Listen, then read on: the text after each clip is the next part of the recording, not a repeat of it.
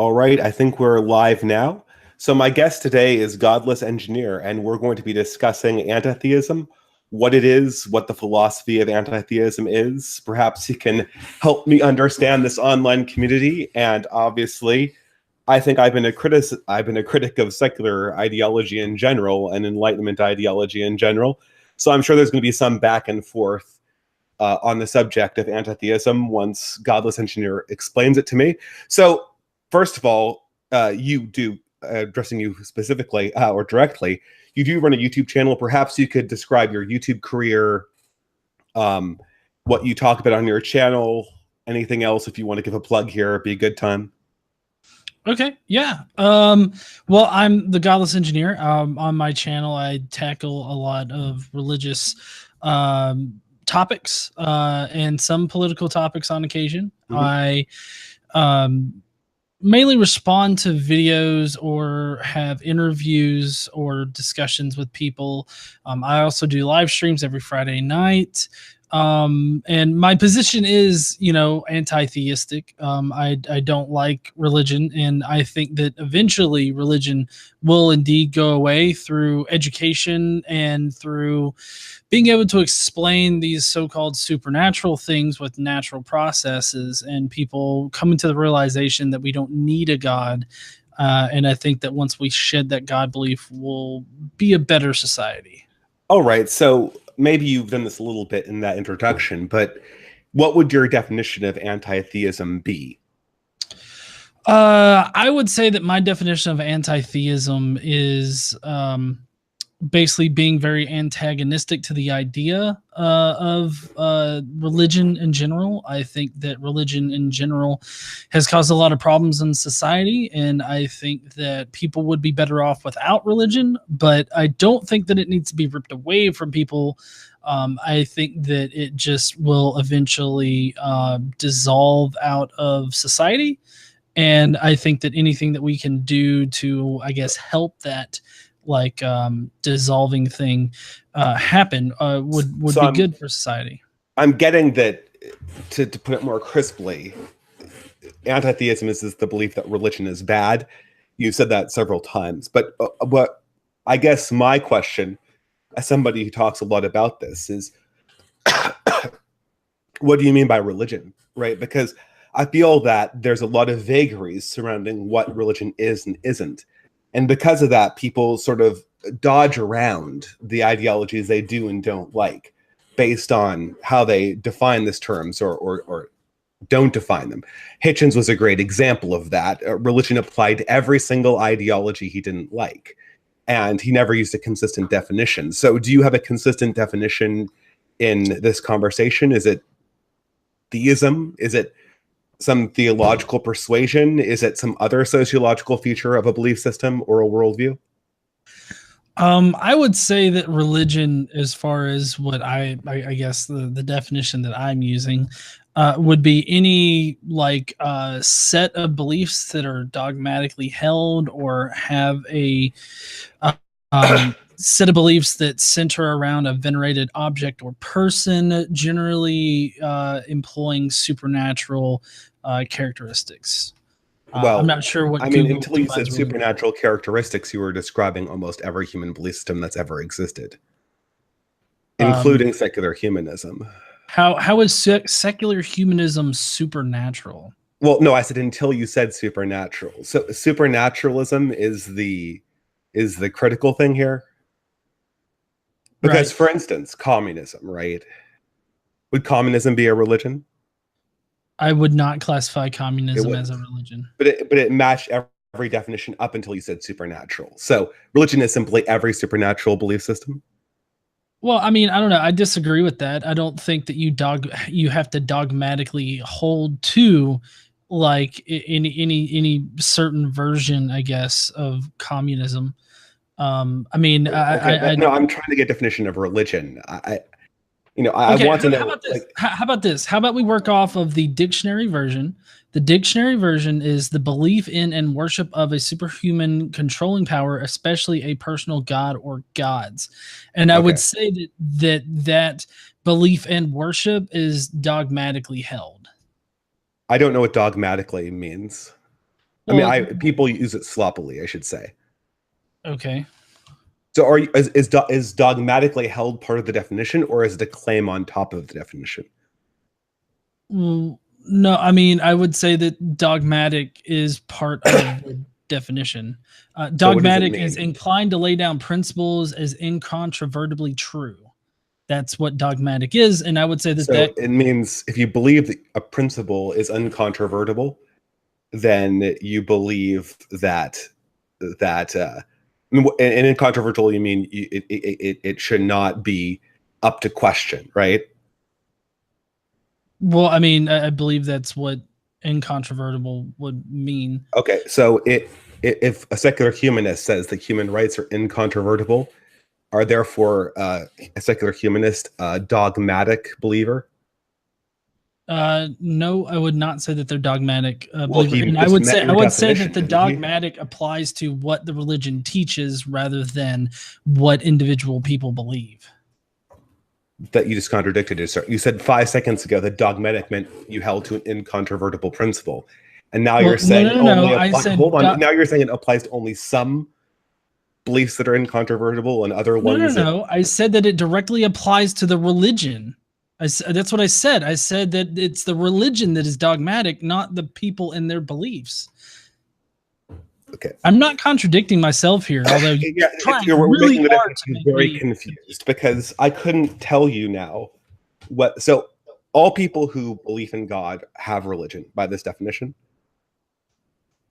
I would say anybody that believes in a, I guess, like systematic or like any kind of definition that has any kind of description of what this God does, is, or is like, I would say is part of a religion of some way.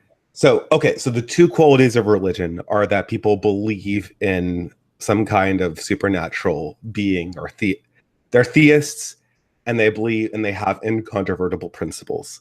But people who have incontrovertible principles and aren't theists aren't religious. And people who may believe in spiritualism but don't have principles are also not religious. Is that the definition?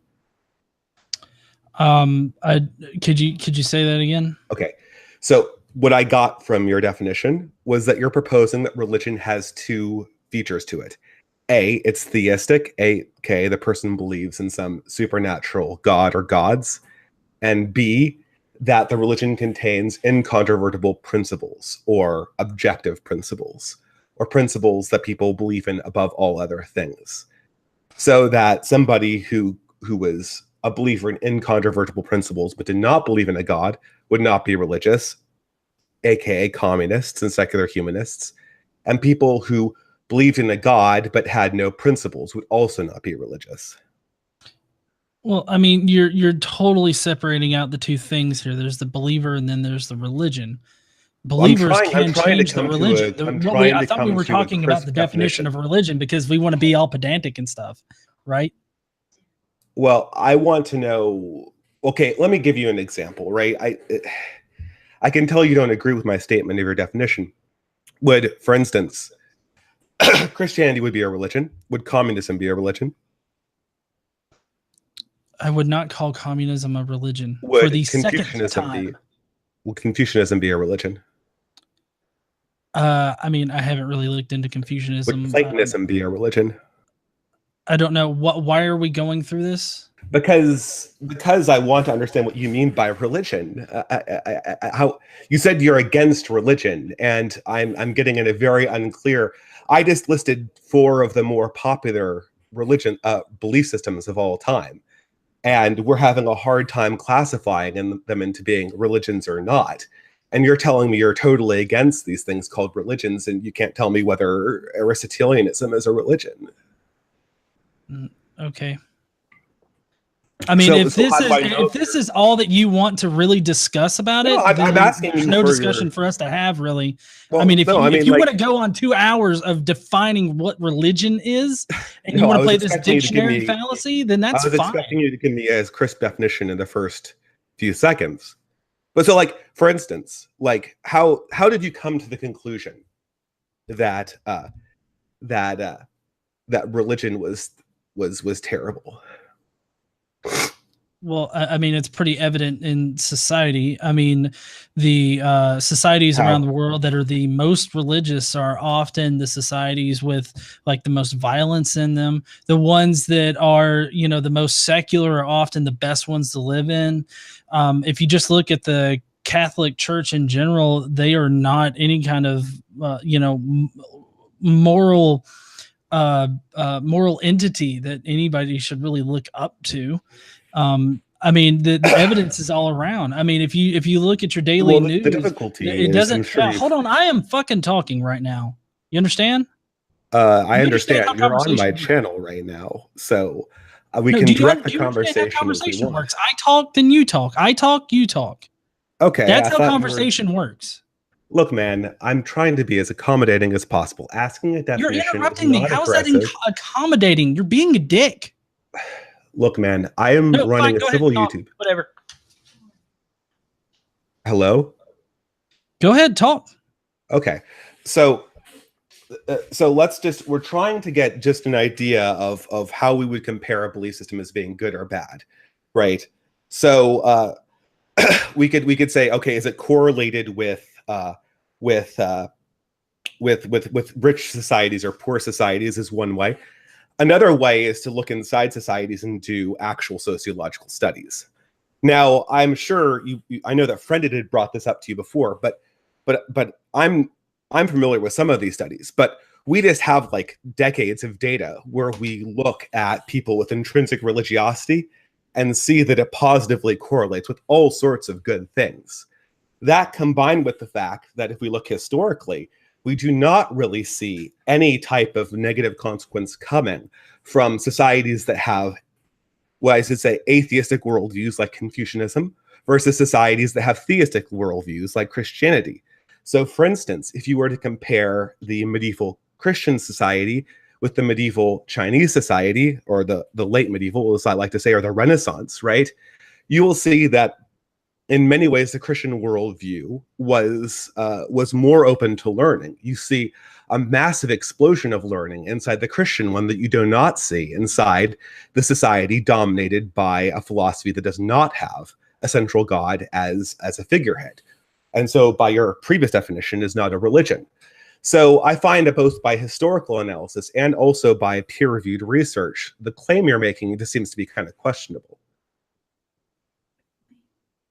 Oh, is it my turn to talk now? Go ahead. Am I actually going to be able to talk, or is this where I say one thing? Take the floor, sir. Take the floor.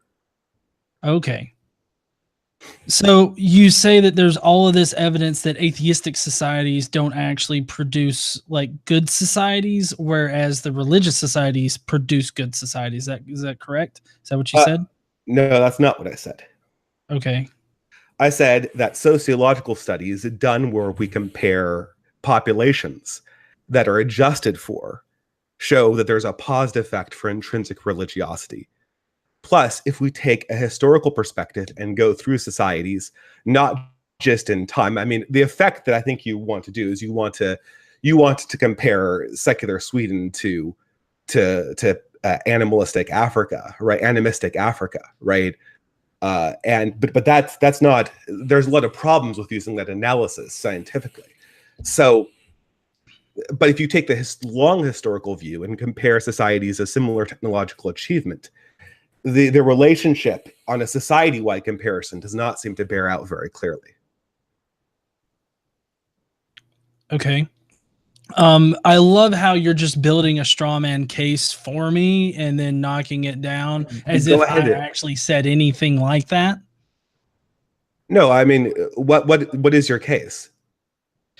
Well, my case is that while religion is a good vehicle for control, that doesn't automatically mean that it is the best system that produces the most quote unquote intrinsically good societies or positive societies.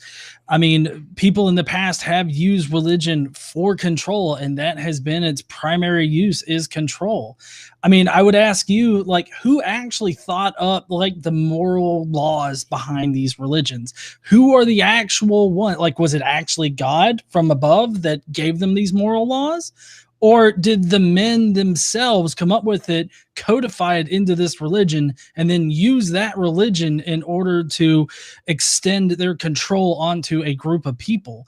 And then you So start going back in history about like how religion in history has produced intrinsically positive societies or something. I mean, stop me if I'm wrong. I will stop you because that's not what I said. I said the comparisons between societies that believed in a god as their primary worldview do not look noticeably worse, and in some ways look better than the societies that followed more atheistic philosophies like Platonism or Confucianism. Or, sorry, Platonism is not atheistic, but Confucianism would be an example. And some forms of Buddhism are also atheistic. So, by your previously stated definition, would not be religions. So, if you compare Tibetan Buddhism with Christian Europe, the same time period with similar levels of wealth, you see that Europe is a much more ideologically dynamic place, much more open to learning. And you see that Tibet is stagnant and doesn't go anywhere. And so no, I don't think there's you can really, I think that it's hard, right? Because these comparisons are naturally very uneven, right? But it does tell me that there's not, by looking at history, there's not a very clear indication that societies that have atheistic worldviews are somehow a lot better, because the most dynamic society that we saw in the last 2,000 years was by far the Western European nations of Christendom. Okay, how can you really compare these quote unquote atheistic worldviews when the only thing that defines atheism is the fact that you don't believe in a God? And mind you, America is set up as a secular nation. So it protects religion, but at the same time, within its own government, it holds no particular religion above the others. Well, I think you made a So great point there, that you cannot compare atheism in the abstract to religion. You have to compare an atheistic worldview to a religious worldview.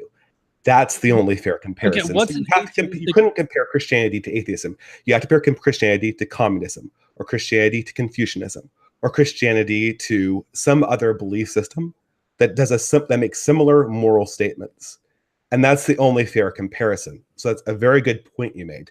But furthermore, on the sociological level, the studies that I could cite them, right, if you would like me to read them off, but a friend had already did, so I don't know if I really need to do this.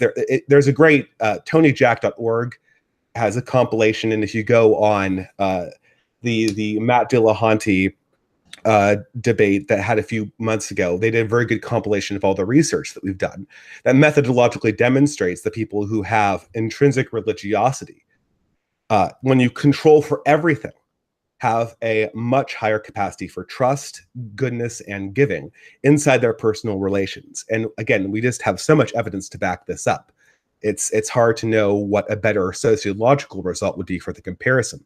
So based on these two observations, I think that the case that religion has a positive influence both on a microcosmic and historical scale is pretty unassailable, although I'm open to hear what your perspective might be.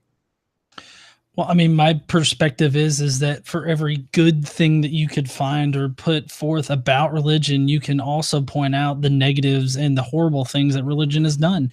I mean, you speak of history, and there was a point in time in France where the Catholic, like government, basically was killing off all of the Protestants. The reason why the Protestants came over onto like the North America and founded the quote unquote New World is to escape religious persecution. So I don't understand this whole thing about how Europe was so diverse and whatnot when religion in Europe was trying to stamp out all of the newer versions of the same religion that were popping up. You make a very good point here. We can't just isolate historical problems and treat them as if they're evidence for something being bad, because every society ever had bad things happening. For instance, you mentioned France, right?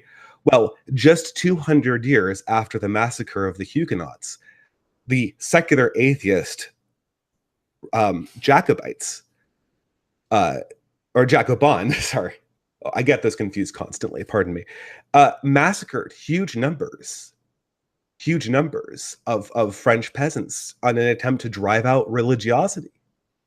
So we can't just sit here complaining about things that happened in history. We have to have some methodology for comparing the broad swath of these effects. And as I see it, I see two ways. We compare societies that have been around for thousands of years with theist and atheist worldviews, and we compare the net effect of societies, not just essentially they did this one bad thing once, but just how they functioned as societies and whether they could sustain themselves and whether they allowed human thriving. Or failing that, because that is very inexact, we go again to the peer-reviewed scientific research that we have on the effects of religiosity in individuals, and we use the sociology to guide our opinion on whether religion is good or not. And again, as I said before, we have so much evidence on this.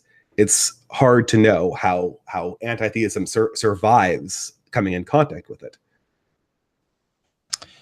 Well, you still haven't actually told me the atheist worldview. I mean, is there a certain like set of beliefs or something like that? I know you're trying to paint me into the corner of, oh, I don't atheism's a believe in an religion. atheist worldview. Then, I mean, just like, because the only thing as far as atheists go is that we don't believe in God. There's no way that you can attach any kind of moral sense to that.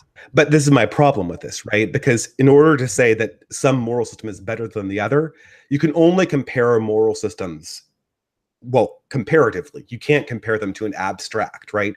Because no matter what your idea is, it will have some bad things attached to it. But a negative idea will never have anything attached to it because it's simply a negative idea. So in order to say that some ideology is bad, you have to show that it's worse than another one that could replace it. For instance, you know that secular humanism has many massacres attached to it over the years, and it's only been really followed for 100 years. Yet it still has massacres associated with it. Crimes have been committed in the name of secular humanism, starting with the French Revolution, and then continuing on into the 20th century. Now, in order for secular humanism to be bad, those massacres would not be enough. You would have to show me through comparisons to other societies that, well, either secular humanism did worse than what it was supposed to replace. Or if you wanted to defend secular humanism, you'd have to show that it did better than what it replaced. And that's the proper way to compare worldviews, not comparing them to some abstract view that's purely negation. Because that's not fair. You would agree with that, right? You can't compare an idea to pure negation.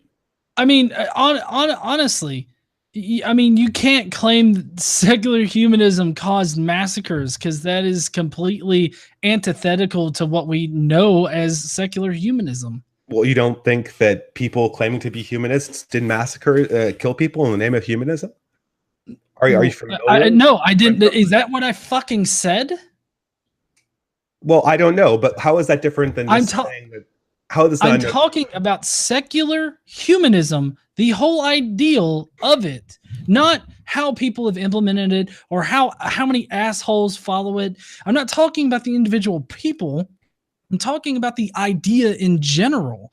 You keep placing people as some kind of representative of the idea on the whole. I think we could probably agree that somebody can take an idea and then use it for their own gain or whatnot. Like you keep mentioning the French Revolution where they did all of that shit.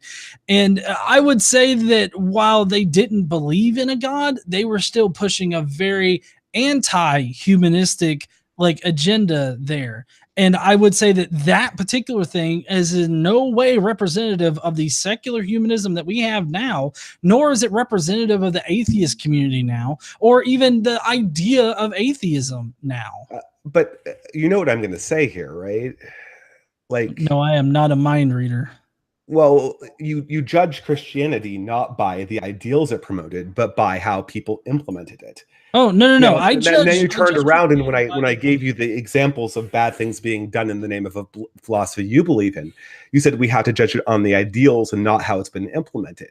So it just turns into a no truth Scotsman fallacy. If you say that, secular humanism can essentially doesn't have to account for the times when it's been used to justify bad things, but we have to hold Christianity to account, that's just a double standard. It's a naked double standard, I would say. No, that is not anything that I said. Well, perhaps you could clarify. Honestly, I forgot even where that started. So you said that humanists, which the French Revolutionaries certainly consider themselves. Oh, I believe that humanism actually got its. I could be wrong about this, but I believe humanism, the term itself, actually comes from the French Revolution. okay. Hold on. They were Hold responsible on. for a huge number of massacres during that time period. And I said that, well, we'd have to do a broad comparison, right? We couldn't just say that, well, secularism in the ideal wouldn't do this. Therefore, we don't count the massacres of secularists because that's against the ideal of secularism. We have to, or if we do that, we have to give Christianity the same type of treatment. We can't say Christianity, you get judged on your historical implementation, but secularism just gets to get judged by its abstract ideals, and if they ever go wrong, well, that's not real secularism. That doesn't make any sense, does it? No, I didn't say any of that. So I appreciate you building up all these straw men everywhere and laying them on me, but whatever. Well, just Actually, clarify what you mean, and we can move forward. You claimed that I do not judge Christianity based on its tenets, but rather on like the people and how they implement it. No, I judge Christianity and Catholicism on what it actually says. So, I mean, there's one point at which you're wrong. Well, then why did you bring up the Huguenots? I didn't bring up the Huguenots. Oh, well, I'm sorry. What was the example in France where they killed a bunch of Protestants? I thought that was the Huguenots. It's when the Catholic the government was aligned with Catholicism and the Catholic Church, and so they persecuted the Protestants. Oh, so it's like the Huguenots, but not the Huguenots then. Okay, well, I guess. Okay, but if you were just judging Catholicism on its stated ideals, then why did you bring up that massacre? Because in the Bible it says, kill those that are different from you. It literally says it right there in the Bible, and that's all they were doing, was stamping out those that believed differently or those that worshiped their God differently and whatnot. It says it right in the Bible. It says a variety of things about this. It also says to help the outsider, as in the tale of the Good Samaritan. Now, when you go to religions, you have to actually interpret things as a totality, not simply take one quote and run with it, which is why you have most of the time Christians, or not most of the time, you have in doctrine strict rules for just war and the prohibition against killing civilians, as clearly outlined in the doctrine of just war theory developed by Thomas Aquinas, which should have been in effect during these massacres, but it was not, because people are evil. People naturally commit massacres, just like secularists naturally commit massacres, as they did in the French Revolution. And so what I'm saying here is that we can talk about the ideals of religion if we want to, and I think that they are indeed superior. Well, I mean, it's hard to say superior because most of the time secularism is just religious ideals with certain things I don't like subtracted out of them. So, be that what it is. At any rate, I think that you have to take the broader view, right? We would have to compare societies, and we'd have to compare them, not just say this society committed a massacre and it believed the thing I don't like, therefore that ideology is naturally bad. Okay, but I told you that I didn't do that. I told you that I judge it based on the actual reading of the text and how people have obviously interpreted that text in the past. So I don't understand why you keep saying that, oh, I'm judging Christianity because a whole bunch of dipshits went out there and killed a bunch of people in the name of God. And it's like, it's not because they went out and did it. It's because their religion allowed them to do it. And the reverence that we show religion today hides people and allows them to do these things without suffering any kind of repercussions. But did the humanism of the Jacobin allow them to murder all those Catholic peasants? No, but humanism is not a religion. It's a worldview, though, right? Humanism, huh? we have to compare ideas to each other, right? We have to compare ideas to each other. So Okay, list a where worldview does that we can compare. massacre work into humanism, like the humanistic worldview? Well, they're backwards. They're holding back progress. Therefore, we can get rid of them because they're destroying our progressive society. They're Mm. carrying us forward into backwards religious belief. Point Therefore, out where in the ideal of humanism that exists. well, but the massacring civilians does not exist in the ideal of Catholicism. It exists in a historical passage, which was, by the way, just as a historical point, Godless Engineer, the people who murdered the Huguenots and whatever other massacres you might be talking about that occurred apparently at the same time but are not that, they were not just flipping open their Bibles, reading Leviticus or Kings and going, oh yeah, that the Bible told us to do this. They were operating under political orders from an apparatus of the King of France. And that was the direct motivation for their killing the Huguenots. Nothing to do with a theological argument directly, if we're going to be historically accurate. Was the king not following what the Catholic Church wanted? I mean, if the king went against the Catholic Church, was he not punished for that? But the thing is, but the Catholic Church is just an adherent to an ideology. It's like saying, well, were the people who massacred the peasants by the Jacobin, were they not operating in accordance with what the humanists wanted?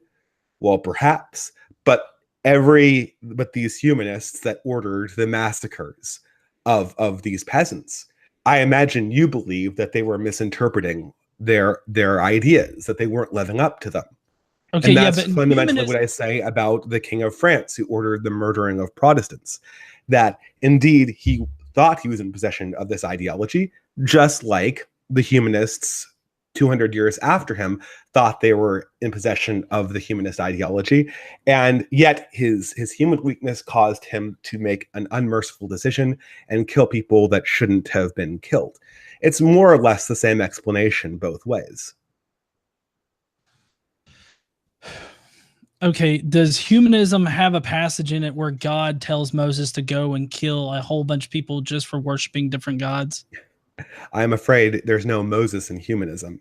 No, But there's you not. hardly- You know why? Because humanism is just a general ideal, right? It's an idea. Humanism is a worldview, but it doesn't have these dogmatic passages contained within it that show what God wants.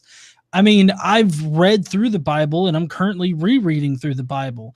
God orders massacres all the time. He even massacres his own chosen people several times. Humanism So, does I have mean, principles that cause people to murder. what? Said humanism does have passages or principles that cause people to murder.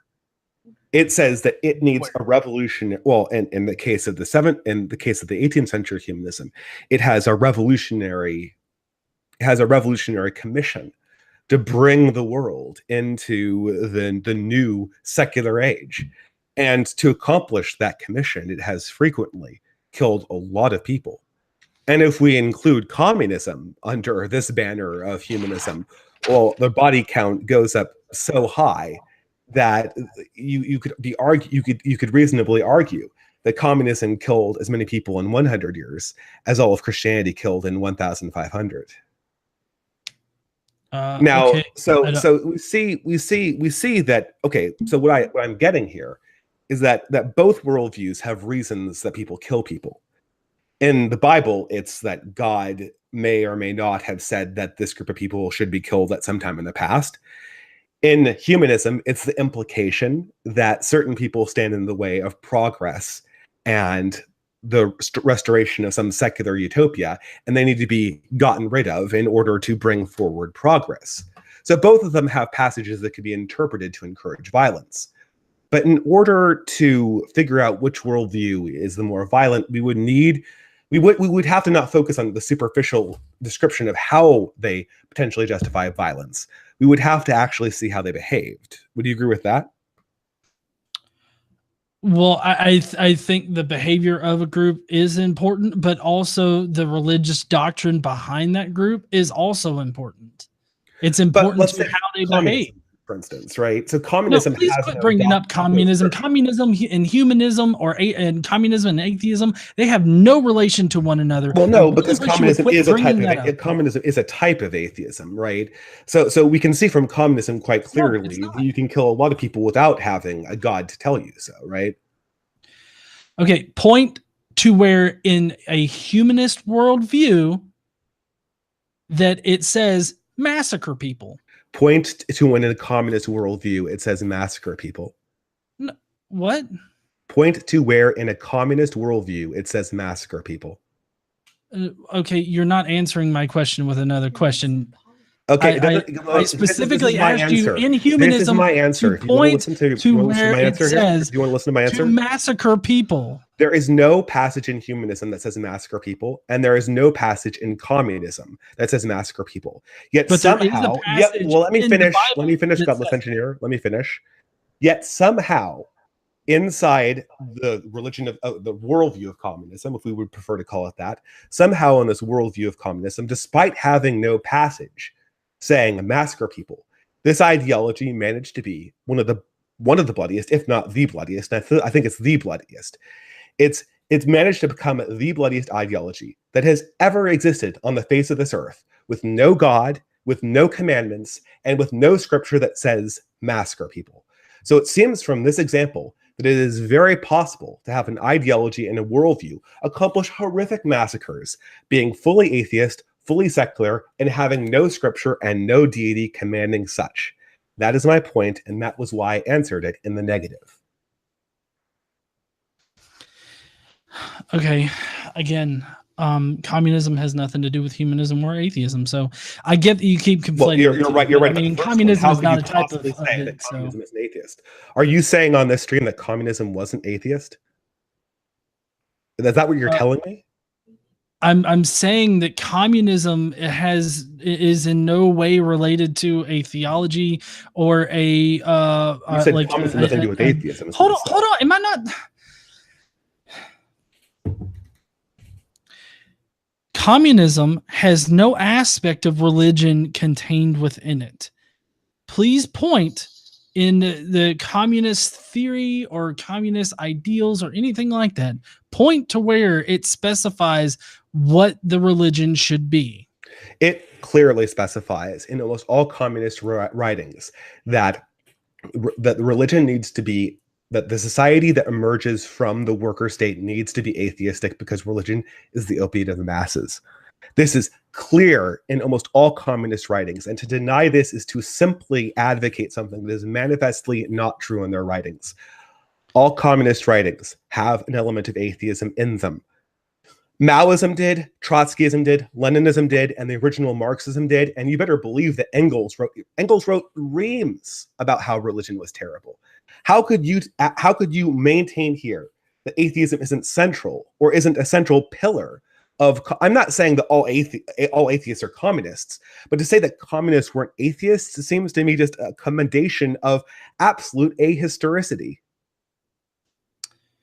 Well, state atheism is completely different than atheism in general. So you comparing state atheism or state atheistic things to atheism or lumping it under the banner of atheism or even humanism for whatever reason is not a true representation of the situation. So you're saying it's atheism but not true atheism. I did not say it's not true atheism. I'm saying they're two distinct things. I would love it if you would quit shoving words in my mouth. How is state atheism not atheism?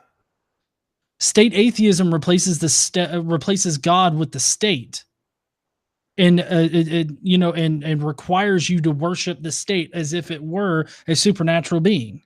So I thought at the beginning that you said atheism was just a lack of belief. Maybe you didn't say that, but I got the impression you believe that, right?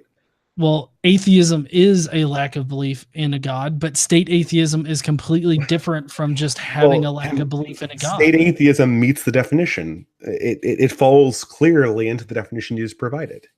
Well, no, I really can't believe that I'm having to explain state atheism like this. State atheism is just a completely different thing than like atheism as a lack of belief. Now, people can be atheistic.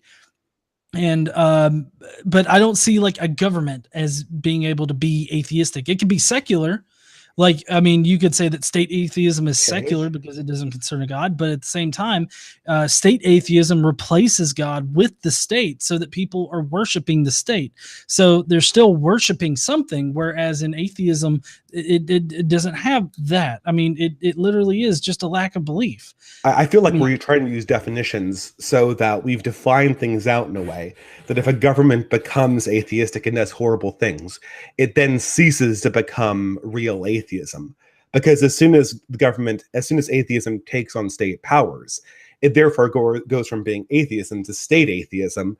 And therefore, like for instance, I could say, well, what they had in all previous times was medieval Christianity, and now modern Christianity doesn't have that same. You would not accept that, right? You wouldn't accept me going into the past and finding all instances where Christianity had done bad things, and then calling that by a special name and saying, well, that's the bad type of Christianity, and my Christianity is the Christianity that encompasses all the good things but none of the bad things. I mean, you would not accept that, I take it, right? I mean, I don't think that I'm saying that at all. So thank you again for shoving shit in my mouth. Well, look, I'm trying to understand what you're saying. You can just say, I agree with you, and we can go on.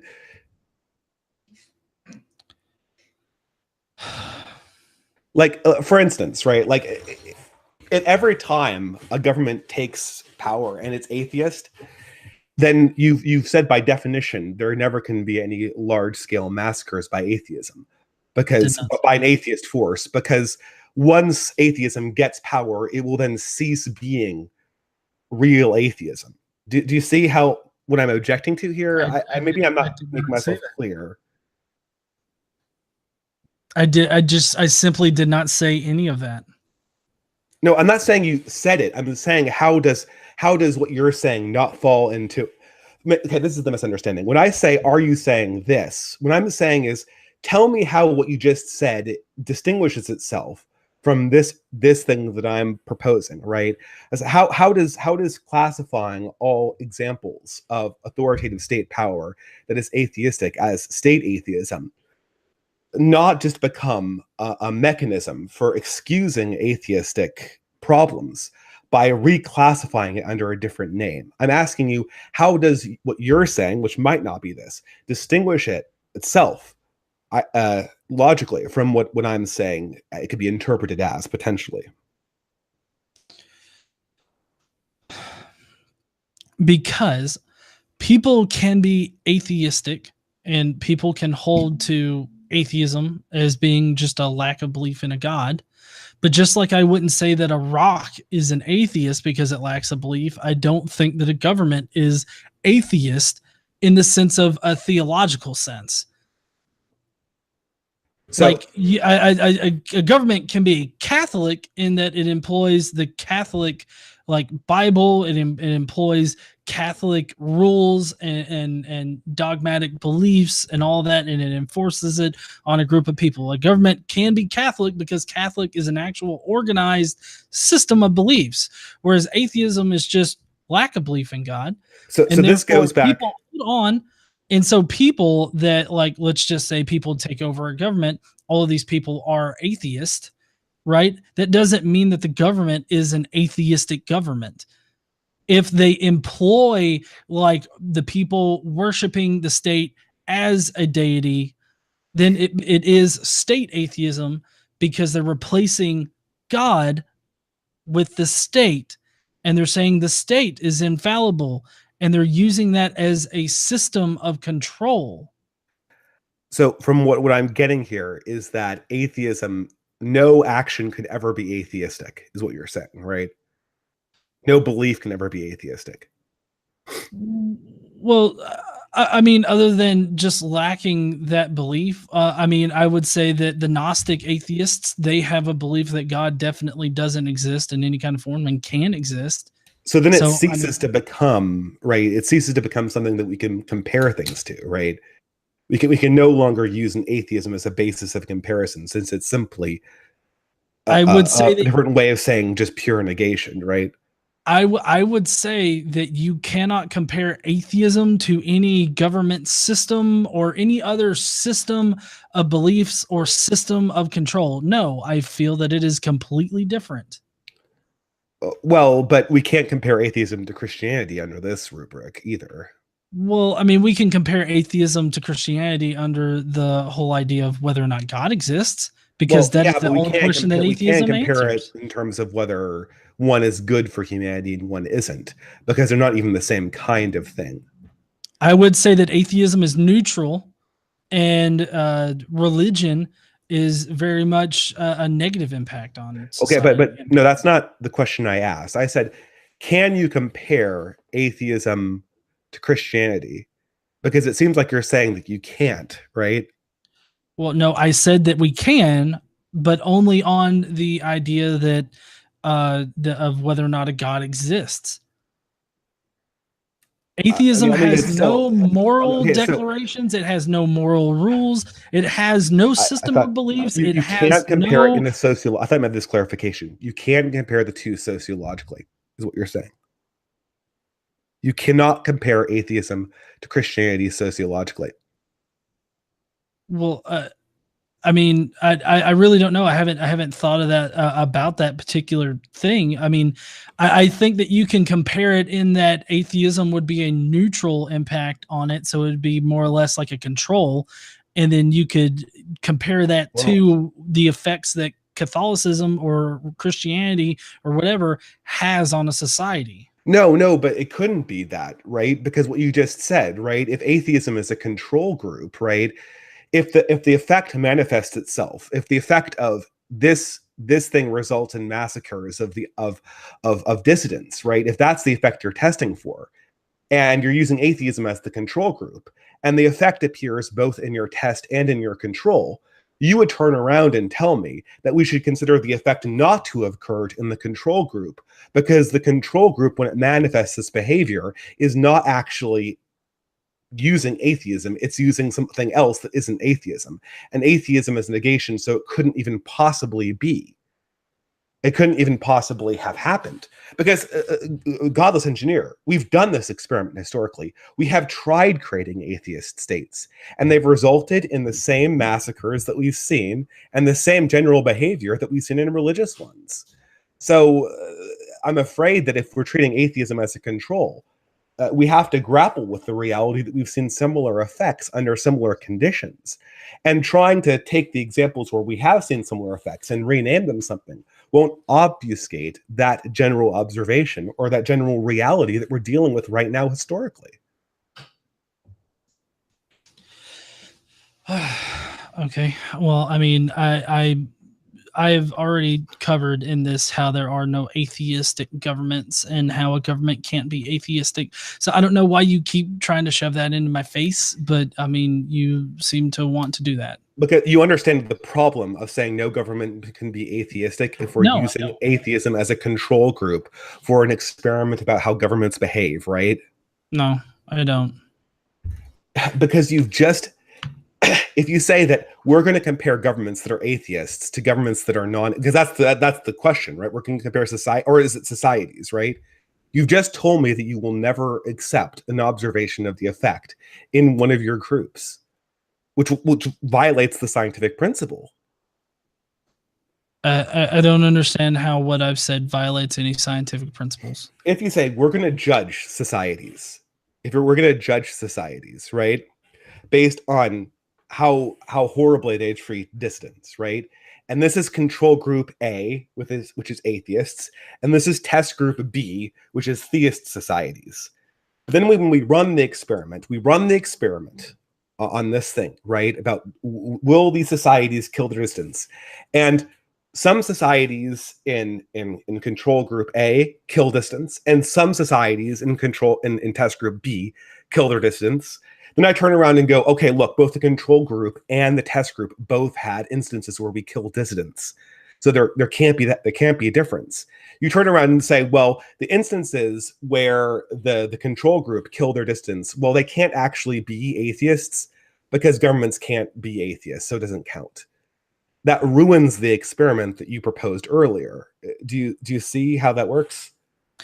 Well, I can see how I might have confused you or whatnot, or even stumbled over myself. But I would say that in that particular experiment, you would need to classify the atheist portion as more secular rather than atheist. So I would say you could paint it as secular, because secular is without God, and so that would be the control group. So I'm sorry for misspeaking. The communist societies certainly count as that by your definition. No. They were secular. Absolutely. As a matter of fact, regimes like Mao went to great lengths to expunge theism from their societies at a great cost of blood, and to introduce cultural secularism. As a matter of fact, Mao had an entire revolution dedicated to just that purpose, called the Cultural Revolution. Okay, and would you say that communism is integral to secularism? No, communism is a type of secularism, just like the societies. It is legit not. How? By your definition, is completely separate to secularism. Okay, but I thought you said secularism was just not having theism in your government or in your society. Well, yeah, secularism is just, right? It just hold on. It just means without God. That's all it means, is without God. So a society without God, and then you have other factors that factor into how that society is run, and that's how you can isolate the bad portions of whatever's going on. In the communism case, or the Maoist case or whatnot, it was that state atheism type of government. I heard your definition right there. It was bad, and I'm still talking, so I'm going to keep on talking, and you can either shut up. I'm sorry, but this is my channel, so it's running on my channel too, if you don't remember. So okay, but we're live streaming on this channel, so I don't care if you have a mirror. I have, like, you're not going to talk over me. You can't. Okay. Oh, but you can talk over me. So this isn't a discussion. No, I'm just wanting to lecture me on whatever the fuck you think. You're not actually wanting to have a discussion. Okay, go ahead. Look, go ahead. Take whatever time. I will come back to my point. Okay. Well, I mean, I really don't know where I was at this point. I mean, we kind of got off on the fact that you're being kind of a dick. Okay, let me go back to the point I heard. I heard you say this, more or less quoting, secularism, just emphasis, means not having a God in your society or as part of your apparatus of cultural government. Right? Yes. Okay, that was your definition. And by that definition, communism obviously qualifies. No question, by that definition, communism qualifies. Communism is not a type of secularism. Those are two separate ideas. Just because a concept is without a God theology in it does not mean that it is inherently theistic. Okay, so I guess in your definition, math would be secular, science would be secular, when in all reality, like, God doesn't come into play for math or science or any. Based on your definition, it would be, yes. Well, I don't know. I mean, you said government, so I believe you said government. So we're talking about societies, right? Well, yes, we are. Because it's not a government. I guess if you had a government based on math, it would be secular. Although in the case of, say, Pythagoras was a cult leader from Greece who believed in one God who's comprised entirely of mathematical reason. So I guess in that case, you could have a theistic government based on mathematics. But that's a weird example. What I'm saying is, you gave me a definition of secularism, and by your own definition, atheism qualifies. Atheism qualifies as what? Secular, by your definition that you just gave me of secular. Well, I mean, atheism is very distinct from secularism. Atheism answers the one question of whether or not God exists, or whether or not I'm sorry. Huh? Did I misspeak? Sorry, I said communism. Communism is secular under your definition. Maybe I misspoke. I'm sorry. Well, no, I mean, I don't think that it is inherently secular. I mean, what I'm trying to say here is that communism doesn't have a theology like integrated into it. I'm saying that what I'm saying is that secularism and communism, two completely separate things, but you're trying to mash them together like they're two puzzle pieces that don't fit. No, They're what I'm two saying is separate concepts. what I'm saying is you gave me a definition of secularism, and by your definition of secularism, communism qualified as secular. You gave me the definition, and I said, by the definition that Godless Engineer gave me, this applies to communism as well. You said it was just means a government or society that is not organized around a religious or theistic principle. That's what you told me. And by that definition, communism qualifies. By your definition. No, you're misapplying the word secular into something that it just simply doesn't cover. So, I mean, you can keep forcing it all day long, but that doesn't make you correct in how you're using secularism or how you're trying to paint communism as a version of secularism, which it isn't. They're two completely separate different things. So you go ahead, keep doing that all you want to. Well, but I mean, you're the one who gave me the definition. Yeah, that's right. Secularism is, just or secular. The word is just without God. That's all that it means. Okay, so we're the communists. Communism has God. No theological component to it. Therefore, in which to say that it is secular is. You're almost there. You're almost there. You got the two sides. You said secular is just without God, and then you said communism is without God. Therefore, by your definition, logically, no. I said that there's no theological component to it. I did not say it's without God or anything like that. I said there's no theological component. So it doesn't answer anything about theology in the whole communist ideal. So what was your definition of secularism? I mean, I don't understand how this is so hard to understand. I find myself in the same fucking boat at this point. What do you think I'm not understanding right now? Because it seems like we're just having a problem with syllogistic logic here. No, I'm not having a problem with syllogistic logic here. You're having trouble with, actually listening to what I'm saying. Communism is an economic and political system, whereas secularism is something completely different. Okay. We'll move on. There's no way. So secularism is literally the principle of separating of the state from religious institutions. That's all that is. Let's. I think we've come to loggerheads here. So, what do you see? And so, as an anti-theist, what do you see as the big problems right now? And how could the removal of religion sort of stop them? I guess, right? What do you consider to be a model country for your vision?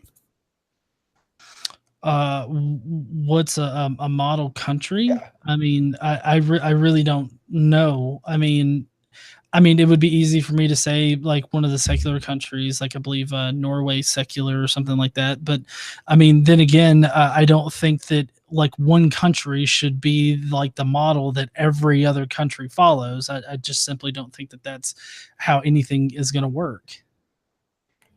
So are you alarmed by demographic trends that show religious populations growing while non-religious ones sort of fade away?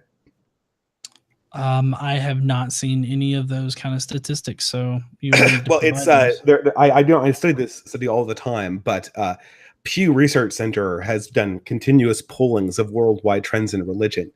And it shows that non-belief and, by extension, atheism is going to be precipitously dropping away and has been precipitously declining for the last 20 years. And that we may, in fact, be at the apex of a religiosity in continents like Europe. It actually projects the number of atheists in Europe to fall by 2 million in the next 50 years. Threatening a lot of I haven't seen any of these things. All the stats that I've seen is that the nuns category is growing and atheists in general are growing. The last time I checked with like England or the UK and whatnot, I mean, most people over there are becoming atheistic. So I really don't know what statistics that you're talking about here, other than maybe they're probably coming from a biased source that's really projecting like It's high Pew. It's growth Pew. of religious people. It's Pew. Oh, okay. I like I said, I haven't seen any of those particular stats. So I think I understand how both sides actually debated demographics for a while. What's going on is that essentially natives in places like England and America are losing religiosity. However, when they lose religiosity, they are essentially having almost zero children. So what we see is sort of uh, a strange paradox, whereas atheism is kind of like that strange religion in America called Shakerism, where it spreads really quickly in terms of converts, but when people convert, they don't have kids. So what happens is it's a huge explosion among certain populations, but eventually those populations get replaced because the genetic force wins out over the mimetic one, and you see the declining rate that you see clearly in the Pew projections. So this is how you can come up with studies in the short term that show an increase in irreligiosity. But then when you step back and look at the big picture that Pew gives from worldwide surveys and demographic projections, you see the exact opposite effect.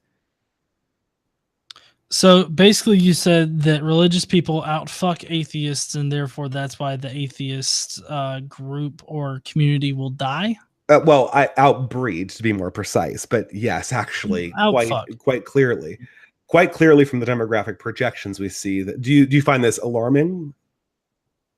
Well, I mean, considering that you're just saying this shit and you're not actually bringing stats with you. No, I am. I'll put I literally cited one here. I'll put the if you prefer, I can put the Pew Research thing in the low bar again so the chat can read it. I said it's Pew's been releasing these studies for a while now, and they're not new. Pew is also the ones that say that the most religious countries are actually the ones with the most homicides. Pew would also be the ones that point to how in America the nuns category is growing. Pew would also be the ones that, and I believe now I'm remembering. It's all true data. I believe now I remember that Pew released research that said that Christians have, or religious people in general, have more kids than atheist people do. But at the same time, it's not like atheism is like a gene or something like that. It's not like atheists bring up their kids indoctrinated into atheism, whereas religious people indoctrinate their kids into their belief. Well, for these macrocosmic effects, we could argue about what's indoctrination and what's not. We do know that religiosity and areligiosity are both strongly heritable, so that probabilistically you're likely to follow in the steps of your parents, just on average, right? Of course, there's conversions, and in America, there's a lot of conversions. That's a very common thing. So generally, what we see is, all of these statistics are correct, but if you take a while and sort of allow a nuanced picture to emerge, what you see is if we were to separate the populations of atheists and religious people worldwide, the religious people would be younger, they'd be having way more families and kids, and they would be, and you're right, they would have more murders because they're on average younger, right? And young people commit murders, whereas atheists would generally be a much older population, and because of that, they'd be richer, they'd be much more established, and these explain the effects that you're seeing on both the positive and negative ends of these studies. So you can kind of put them together a little bit, right? I'm sorry, what? What I'm saying is that the studies that I'm citing, you can see how the demographics are emerging, and they give you both the good and the bad statistics. Never mind. So as for the future of the West, do you see current trends in how society is being run as troubling? For instance, there's been a lot of talk on YouTube about the whole emergence of progressive identity politics, the emergence of mass migration into the West, To what extent do you or perhaps other anti-theists see these as problems? I don't exactly know what problem you're describing. So, for instance, let's take Europe's current struggle with, mass immigration and the subsequent right-wing reaction. Now, most people see either the right-wing reaction or the European Union's dedication to mass migration as being a huge problem, right? I was curious if you saw one of those two things as being problems. The Okay, the well, ma- never mind, the never mind. mass So, no, what what do is you the mass consider? migration of what again? I'm sorry. Every I keep So, you understand that there's been a massive, in the last 20 years, Western countries have seen a massive influx of immigrants from the third world. This has been something that's occurred across most Western societies in North America and in Europe and in Australia. so just mass immigration, is that a problem? Is that what you're asking? Well, yes, or yeah. Do you consider that to be a problem? No, I don't consider mass immigration to be a problem. Okay. I No. don't even know why this is a question as far as anti-theism goes. Oh, well, yeah, because I guess where I was going with this question was just it seems to me that if mass immigration continues, a lot of these secular societies, like the Swedish one and the Norwegian one, may in 100 years be Muslim societies Okay. or being no longer secular. And I was curious if you That's thought that might be purely a just problem or not. conjecture. What?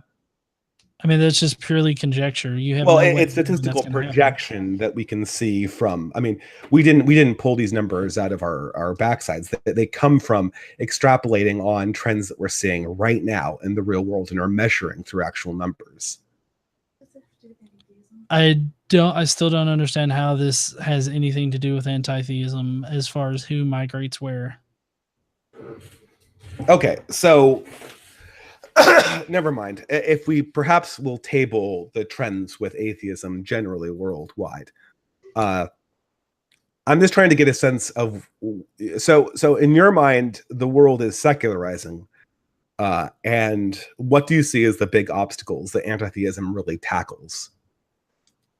Okay. Well, at least The big right now problems in in the world, right? America, at least right now in America, we have a very active religious right that is trying to make our government into a more Christian government and to, pretty much follow the Bible. We have several laws that are going around where they're wanting to push the 10 Commandments onto public grounds and into public schools because apparently that's going to make people not shoot them up. But I really don't see how that's really going to deter anybody. And so, I mean, I would say that just the rise of the very religious right, sort of like religious conservative kind of side to take over a government and turn it into whatever religion suits their fancy, I think would be the biggest problem. Not as far as like anti-theism or anything like that. Like, I don't understand part of that part of that question, but I mean, as far as in general, in my personal view, what is the biggest problem right now? It would be the rise of Ten the. Commandments in schools. That's one of the biggest problems in this country. Well, no, as far as this discussion goes and what we're having, I think that it is one of the biggest problems. I did not say that that was the biggest problem. Actually, what I said was that the rise of the religious right trying to take over governments is one of the biggest problems. I did not say it was the biggest. I said that it was a big problem. Okay, so this is okay. It's a big problem, I guess. To me, like for instance, we have. I've gone to schools, I've gone to colleges that have had posters of Malcolm X, and they've had posters of other controversial figures like Harvey Milk and a number of other political figures. I guess I don't see why posters or symbols in inside schools are that big of a deal. I mean, given what we see in colleges, right, and other locations, you have all sorts of biases going on that might be way more. Okay, I'll give you an example, right? So, like, how much of a problem is it that that we have professors in colleges uh, teaching communist principles to students? Is that like a big problem? I well, I mean, I don't understand why you have such a hard on for communism. Well, Uh, it's not hard on for communism. It's a demonstration that, well, what I'm but you saying keep is bringing that we up have communism in teachers different terms. bring ideology into the classroom, and we're seeing it a lot, right? Now, I guess I can see how it might be disturbing if a child has to walk by a statue of the Ten Commandments on the way to class. Perhaps that would be just traumatic. But given how many weird ideological things children are now subjected to in public schools, are you against all ideology being imposed on children, or just religious ideology? Well, I mean, as far as this conversation goes, I mean, I'm against religious ideology. But are you I mean, opposed to I other don't feel ideology like being imposed on children?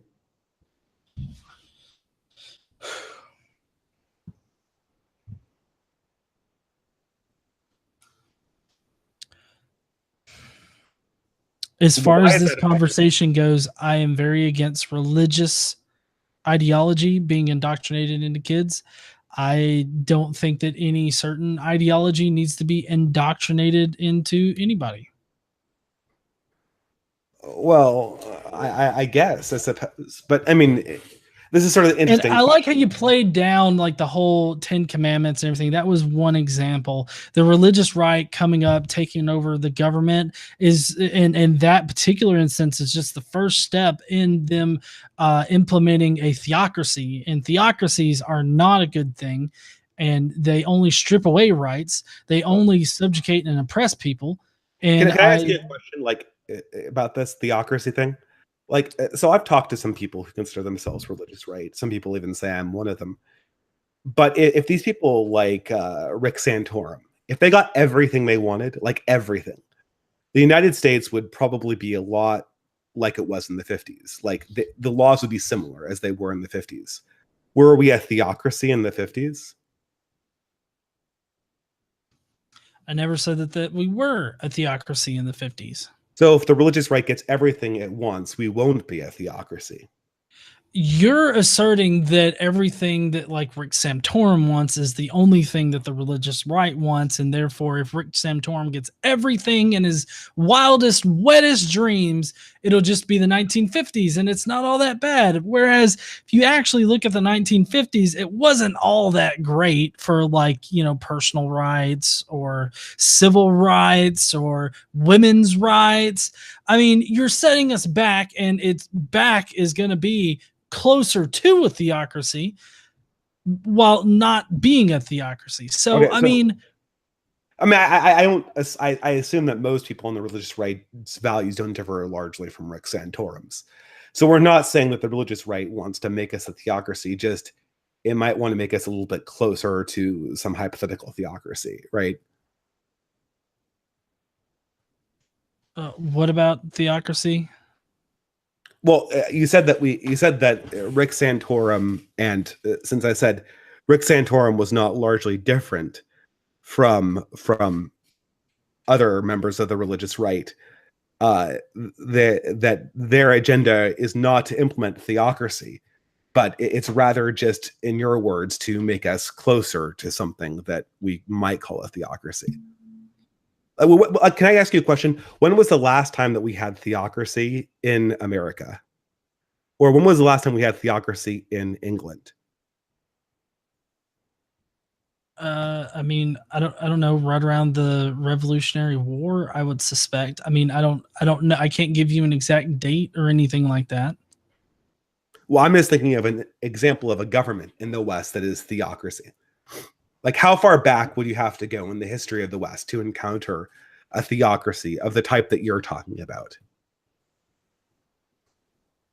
Okay, well, for one thing, America has never been a theocracy, but that doesn't mean that the religious right now don't want to turn it into a theocracy. Has England ever been a theocracy? Well, yes, England's been a When? theocracy. Do you want me to pull up an exact date, or do you I already would love know the one, date? actually. I'm just trying to figure out like what society you think is the What theocratic is a leader. theocracy to you exactly? Well, you used it first, so I was assuming you had an idea. To me, Yeah, I'll answer the question. The last time we had anything approaching a theocracy, by my definition, would be the government of Oliver Cromwell in the 17th century in England, which lasted for 20 years. That was a theocracy. But since then, I don't know of anything in the West resembling a theocracy for the last 300, at least in Western European countries. Maybe there are some examples in Spain that might qualify. But since then, really, there hasn't been. Now, does that match your definition of theocracy? well, I didn't exactly hear a definition in what you said, but An example. that's An still example was Oliver regardless of Cromwell's when government. the last theocracy was. Regardless of when the last theocracy was, it doesn't mean that they don't want a theocracy now. It doesn't mean that they can't turn it into a theocracy. I don't know why you're using these past examples of like, oh, there's never been a theocracy over here, therefore there can't be a theocracy. No, I'm just trying to figure out what you mean by a theocracy, and I'm trying to get a good definition by going to a recent example, right? So if we're saying that the religious right wants to implement something that resembles Cromwellian government, we could evaluate whether that statement's true or not, right? Or if we're saying that the only thing that's a theocracy is something that looks like Saudi Arabia or Iran, we could evaluate the truth of that statement as well. But if we have a vague definition of theocracy, we'll never be able to tell whether the religious right's actually trying to implement it or not. Do you see the objection there? No. Okay, we can't evaluate whether the religious right's trying to turn this country into a theocracy if we do not know what a theocracy means or is. So I'm trying to get an idea of what a Western theocracy would even look like. It just in plain old English, right now, define what you mean by theocracy. Don't reference like Cromwell or anything like that. Just tell me what you think a theocracy is. A theocracy is where people who are the interpreters of religious scripture are also the creators of secular legislation. That is what a theocracy is. No, whether the bodies are not separated. It wouldn't be secular legislation if they're using theistic doctrine in order to generate it. It would be theistic legislation. Pardon me? It would be theistic legislation if it's based on theistic. What is your definition of theocracy then? Well, it's a government that uses a particular religion in order to enforce control on its people. Wouldn't that be uses the religion? Wouldn't that, well, if you're saying any government that has religion as a social control, then wouldn't that be all governments before the 20th century, essentially? No, no. Well, I mean, we didn't use the Bible. We didn't use the Bible in order to generate the American Constitution. Well, no. That would be okay. So my definition would be that in order to generate the Constitution or the laws, we consult the Bible, and then the people interpret the Bible. Go, okay, X, Y, and Z are now your laws based on my interpretation of the Bible. To me, that's what theocracy means. The religious interpreters are also the legislators.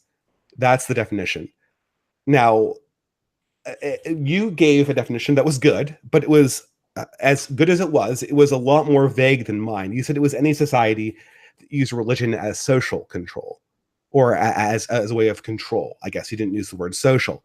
But the problem is that if we define control loosely, then that definition of theocracy is so broad it encompasses it comprises almost all of Western history. No, I do not think that all of Western history is plagued with theocracy because of how you think I define it or how you define it or anything like that. Well, we had different definitions, so I'm wondering. So, for instance, like if a society uses religion as social control, the way, say, for instance, not tutoring. That's a bad example. Say, for instance, the way that Victorian England used Christianity, right? Where it's a mechanism for controlling morals, controlling what is dignified. It's the animating essence of the society. Everyone obeys Christian morals, which means that society is controlled by Christianity. But at the same time, the government is secular and operates under principles that are entirely apart from Christian doctrine.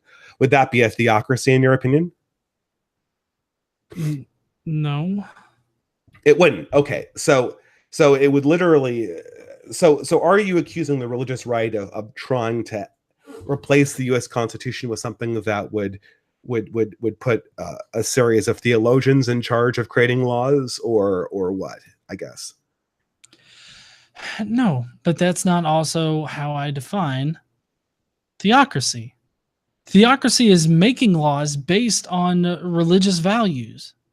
Well, in that case, Victorian society certainly falls under that definition of theocracy. Okay, I don't. Because the people understand who what made that the has to laws in do Victorian with society the absolutely based them on Christian morals. Okay. What? No, I still have no idea, like why you're even bringing any of this up. As far as like, I don't even know what got us to this point. All you've been doing is arguing about my definitions and what's my definition for this and that and the other. You have to understand that this is a very tiring argument that you're trying to have with me, and I'm really fucking tired of it. Well, what do you want as somebody? Could you give me the Distributist dictionary so that next time I can like reorganize my brain to think in whatever the fuck terms you think? I'm sorry, sir, but the definitions that I've been quizzing you over have been the definitions you provided me in this conversation. We were using your definition of secularism. I didn't realize that I had to define the entire fucking dictionary in order for us to have a conversation. Pardon me? I didn't realize that I had to define the entire goddamn dictionary in order for us to have a fucking conversation. Well, we could use the dictionary definition of theocracy, but I think it would be closer to my definition. I was a system of government in which priests rule in the name of God or a god. Okay, it has nothing to do with secular legislation or anything like that. That is the priests making the laws for the land. And you think that the religious right's trying to implement rule by priests in this country? I think that they're trying to implement based on a religion. That's not the definition you just read to me. Priests and how they interpret. I'm sorry, man. It's not the definition you just read to me. It's not. You said you're confusing a rule by priests with based on a religion. And that's where the confusion is coming in. Is the reason why we keep on going back to definitions is that you're employing sloppy definitions in your thinking to essentially use certain words to describe things you don't like and other kinder words to describe things that you do like. Therefore, you can place all the things you don't like behind certain labels and say, I'm against those labels. But you never have to admit that the things that you like might also have some of the same problems. And that's what I'm concerned about when we have this conversation, is that the sloppiness of the definitions means that it's very hard to see what you're against or what you're afraid of. I'm not afraid of using any particular thing. And I think the whole priests bit right there, I mean, I think that that's very loose, because at what point do you consider somebody a priest or at least an authority in the religion? I think that if you base your laws on a religion using people that understand the religion or what the fuck ever, however you use like the religion, I think that it is a theocracy. And I think that the religious right now, they are using the religion to include priests, preachers, whatever, in order to create laws. And I think that if they were to gain control, complete control of the government, there would be nothing to stop them from implementing these religious laws. So would a law, in order to be a religious law, what would the law how would the law have to be devised? I mean, it would have to be defined as a core component of religion. So, for instance, the religion that they're using, a Christian pacifist, and I voted against a war, would that be a religious if I made a law that we couldn't, say, sell arms to other foreign countries who are waging civil wars because of my Christian pacifism, would that law then be a Christian law? Where are you getting Christian pacifism in Christianity? No, I'm giving you an example. There are many Christian pacifists.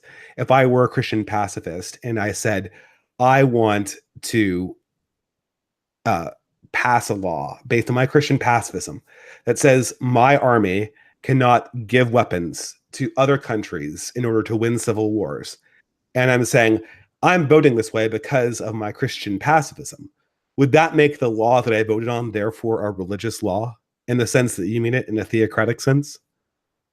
Well, I mean, for one thing, that's not how our government works now. We vote for certain people to represent us, Yeah. and then the people that make up the law. I mean, it all depends on how the law is constructed. I'm not saying that anybody So that our uses laws their are own religious convictions or whatnot to vote for a particular law, that our makes laws the are law based on a number of valid. people voting for them based on You know, conviction, right? all We right. agree with that, Listen, right? it's about 9:30, and I'm really tired of you interrupting me while I'm talking and everything like that. So, I mean, I would rather just end the discussion and preferably probably never have it again. Well, I'm just trying to get an idea of what this all means, right? Because it's unclear. Okay. Well, I mean, it can we I'm ponder trying that to in your just room later? Or, I I'm mean, trying to dissect this so we can figure out exactly how I would know if a legislator passes a theocratic law or not, right? What would I need to know about how the legislators are voting to know that they're passing a law theocratically, in short? no, I mean, I told you that I'm done with the conversation. So Oh, because okay. I mean, Well, because there's it's impossible to have a discussion with you. It's impossible to get anywhere in a discussion because you keep wanting to come back to definitions, and I'm really just kind of tired of having the discussion in I don't general. know, man. I think those definitions are gonna have to be solid if you're gonna communicate. I noticed you had the same problem talking with Friended as well. I think that Oh, perhaps thank you for critiquing my own fucking well, I mean, shit. you're I'm critiquing mine, so I decided to return the favor. But I think that the definitions might be a good place to start if we want to make the critique that anti-theism brings to religion more clear to people like myself who are interested to see what it really means and what's behind it. okay. I mean, like I said, I'm done with the conversation. So All right. Well, that's your prerogative. Thank you very much for coming on. I'm going to take a minute to answer the super chats, and you can certainly stay on if you like and participate in the conversation. Otherwise, have a wonderful night, and thank you for joining me for this discussion. yeah, bye. Okay. Well, that was Godless Engineer. I'm apologizing that I lost track of the super chats, but uh, I don't know. I have to say, unfortunately, my attempt. I know I did cut in a few times when he was on an extended line of thinking, but he wasn't coming back to the questions I was asking in my request for definitions.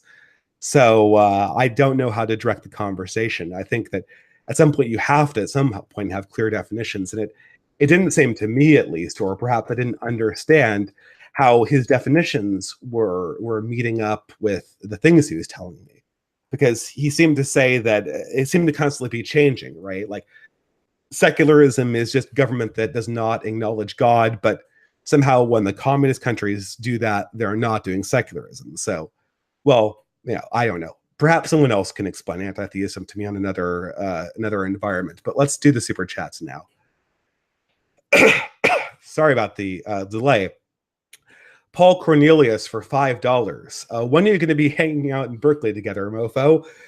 Oh God. So people might notice that my voice is a lot deeper than it usually is, and I'm coughing every 5 minutes. That's because when I was in Berkeley, I was really sick with this horrendous summertime flu. I will be back in Berkeley sometime, and we can definitely hang out then. It's on my to-do list, but it'll probably sometime in late August, less sometime in July. So thank you for the $5 super chat. And unfortunately, my health did not allow me to get out of doors except for the one event I was going down to do. Brainwright, it wasn't Catholicism, it was secular Catholicism. And this is the problem, right? This is the problem with creating like when you make a definition, you have to use it consistently. Otherwise, you just end up with a definition that constantly flees away from the bad examples. So I could say, okay, all the bad things that Catholicism did, when they killed the Huguenots, and when the early Crusades massacred the Jews in the Rhineland, that wasn't Catholicism. That was, well, to use Brainwright's example, secular Catholicism. And then I have immediate out. I can just say that I'm a Catholic, not a secular Catholic, and I can essentially pick my definitions so that they sort of jigsaw through history, capturing all of the good things and none of the bad things. And my problem with anti-theists, and the reason why I harp on the definitions so much, is that the definitions are what essentially qualifies whether the religion has a good track record, whether the idea has a good track record or not. If you choose your definitions so that they only include good examples, you're going to have an incoherent definition, and you're also going to have a tautologically good ideology, right? You're going to have an ideology that it wasn't picked because it had any idea. It was picked so that it could curve through history and include only the good examples, thus assuring yourself that whatever you do in the future won't have bad outcomes. And for me, that's really dangerous, because you can convince yourself based on those criteria that you'll never do bad things in the future. It's really important as Catholics, and this is something I'll depart from a lot of the trads. I am Catholic, but I acknowledge that the Catholic Church has been involved in many historic crimes. Do I believe that that was the true divine church? Well, no. But nor am I saying that I can implement Catholicism with the true divine church. I understand that if I were to implement Catholic teachings in the modern world, that I should be expecting flaws and imperfections similar to the flaws and imperfections that Catholicism had when it was dealing with the High Middle Ages. I have to come to terms that Catholicism isn't some kind of tonic that immediately eliminates human frailty and original sin from the subject.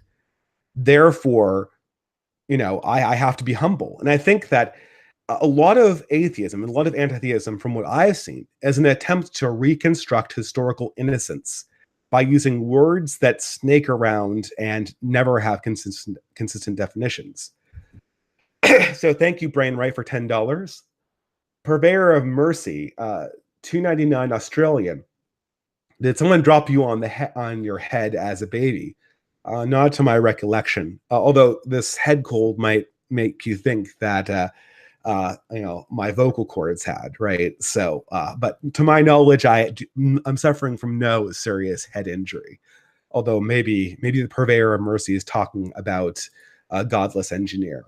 But I will assume at a charity he's talking only about yours truly. Pseudo-analysis for $5 says, religious right will make U.S. Christian.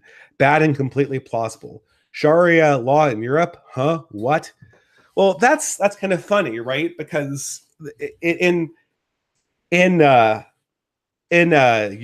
there are Sharia courts.